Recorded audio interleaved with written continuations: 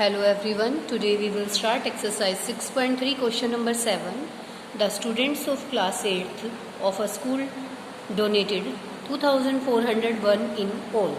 मतलब उन्होंने डोनेट किया है एक स्कूल के बच्चों ने, टोटल जो मनी थी वो इतनी डोनेट की है.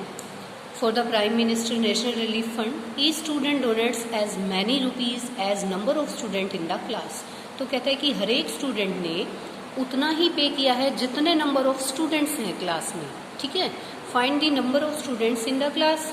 तो टोटल मनी बेटा ये है. तो ये क्या है, एक स्क्वायर नंबर है क्योंकि जितने मनी दी है उतने ही बच्चे हैं, तो उन दोनों को मल्टीप्लाई करके ही हमारे पास ये आया, यानी कि number of students and into में ईच स्टूडेंट गेव मनी, यानी कि जो भी मनी हर एक स्टूडेंट ने दी है, देखो ये बोला हुआ है. तो हम क्या करेंगे, ये एक स्क्वायर नंबर है. अगर हम इसका स्क्वायर रूट निकाल दें, इसका स्क्वायर रूट निकालेंगे तो हमारे पास क्या आ जाएगा, ये नंबर ऑफ स्टूडेंट्स आ जाएंगे और मनी भी आ जाएगी कि हर एक बच्चे ने कितना पे किया. ठीक है, देखो बेटा, तो मैंने क्या किया, इसका प्राइम फैक्टराइजेशन से जो है इसका स्क्वायर रूट निकालेंगे, यानी कि 7 पे इसको डिवाइड किया, 3 4 3, ये 7 पे डिवाइड हो जाएगा. 7 पे फिर करेंगे 49, फिर 7 पे करेंगे 7 एंड 7 पे 1. तो इसका जो इसका स्क्वायर रूट हम निकाल रहे हैं, देखो इस तरीके से, तो हमारे पास क्या आया, 7 मल्टीप्लाई 7 मल्टीप्लाई 7.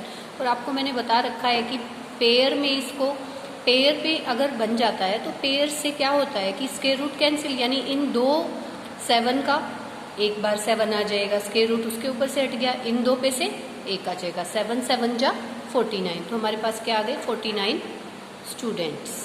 और उन्होंने 49 ही रुपीज़ दिए हैं, उन बच्चों ने 49 ही रुपीज़ दिए. Each student give 49 rupees. ठीक है, क्योंकि हमसे पूछा था जितने बच्चे हैं उतने ही उन्होंने जो है मनी डोनेट की है.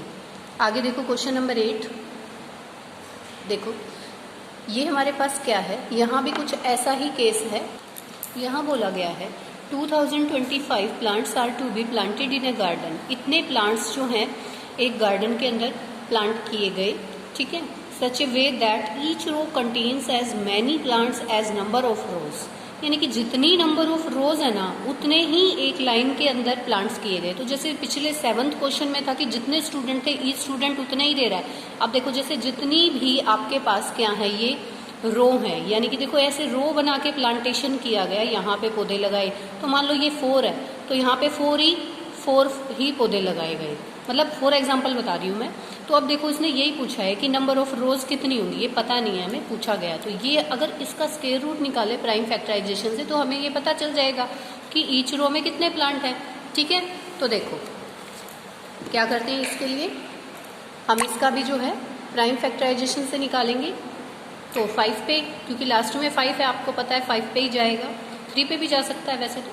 5 पे देखो ये हमने काटा 400, 5 आ गया, फिर 5 से किया 81 आया, फिर हम 3 से करते जाएंगे. तो इस तरीके से 3 से किया 27, अगेन 3 से 9, फिर 3 से 3 एंड 3 से 1. तो ये इसका स्क्वायर रूट हम निकाल रहे हैं, तभी हमें पता चलेगा. तो अब इसके पेयर्स बना लो, इसको मल्टीप्लिकेशन में सभी नंबर्स को लिखेंगे. पेयर्स बनाए हमने इस तरीके से. देखो यहाँ से पेयर का 5 आ गया, मतलब स्क्वायर रूट खत्म हो जाता है. मैंने आपको पिछली वीडियो में बताया भी था किस तरीके से हम इसको करते हैं. आप बस इतना करें, इसको पेयर बना के और एक बार इसको बाहर निकाल ले और स्क्वायर रूट जो है वो खत्म हो जाएगा सबके ऊपर से. 5 3 जा 15, 15 3 जा 45. So the number of plants and number of rose are 45, यानी 45 प्लांट्स हैं और 45 ही रोज हैं. ठीक है, समझ में आ गई आपको ये बात. ओके, अब 9th क्वेश्चन देखिए. Find the smallest square number that is divisible by each of the number 4 9 and 10 of the number. ठीक है, तो देखो हमें ऐसा स्मॉलेस्ट स्क्वायर नंबर बताना है. तो स्मॉलेस्ट हमसे पूछा गया है. ठीक है, तो आप ये स्मॉलेस्ट पूछा गया, ऐसा स्मॉलेस्ट नंबर बताना है जो डिविजिबल हो, इससे भी और इससे भी. ठीक है, तीनों नंबर से डिविजिबल हो. ठीक है, तो हम क्या करेंगे, स्मॉलेस्ट पूछा है मतलब हम इसका क्या करेंगे, 4 9 और 10 का हम क्या करेंगे, एलसीएम निकाल लेंगे. एलसीएम हमने निकाला तीनों का इकट्ठा लेके. ठीक है, तो 2 पे किया, 2 9 एज इट इज रहेगा, यहाँ 5 आ गया. अगेन 2 पे, पहले जो 2 वाले हैं इवन है उनको खत्म कर लेते हैं. तो ये यहाँ पे 1, ये 9 5 एज इट इज रहेगा इन केसेस में. फिर 3 पे 1, ये 3 हो गया, ये 5 एज इट इज रहा. फिर 3 पे यहाँ पे 1 1 हो गया और फिर 5 पे किया तो 1 1 1 हो गया. ठीक है। तो एलसीएम निकालेंगे तो इन सभी की मल्टीप्लिकेशन करेंगे जो ये नंबर्स आए हैं, तो 180 हमारे पास आया। ठीक है, 180 आने के बाद में क्या हुआ, 180 इज नॉट परफेक्ट स्क्वायर। ठीक है, 180 तो परफेक्ट स्क्वायर है ही नहीं, हमने एलसीएम तो निकाल लिया लेकिन ये परफेक्ट स्क्वायर नहीं है।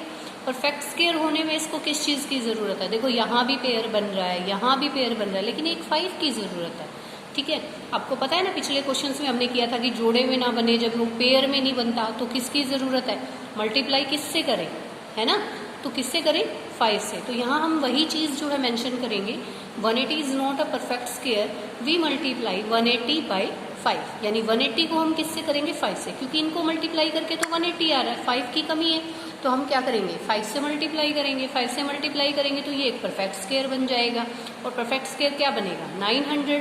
ठीक है, ये एक परफेक्ट स्क्वायर नंबर है। तो हमें ऐसा ही बताना था, एक ऐसा स्क्वायर नंबर बताना था, क्वेश्चन यही था ना, एक ऐसा स्क्वायर नंबर, यानी कि जो आंसर आप निकालो वो स्क्वायर नंबर होना चाहिए। तो यहाँ से एलसीएम निकाला, एलसीएम निकालने के बाद में ये देखो एक परफेक्ट स्क्वायर नंबर नहीं है, तो यहाँ पे जिसका जोड़ा नहीं बन रहा है उसी से मल्टीप्लाई करेंगे, तो 5 से करेंगे, 5 से करने पे हमारे पास 900 आ गया। ठीक है, तो ये एक परफेक्ट स्क्वायर नंबर होगा। अगर आप देखना चाहो तो 4 पे भी, 9 पे भी और 10 पे भी, तीनों पे ये डिविजिबल भी है, यही हमसे पूछा था। ऐसे ही हमारा जो 10th क्वेश्चन है वो भी कुछ ऐसे ही है।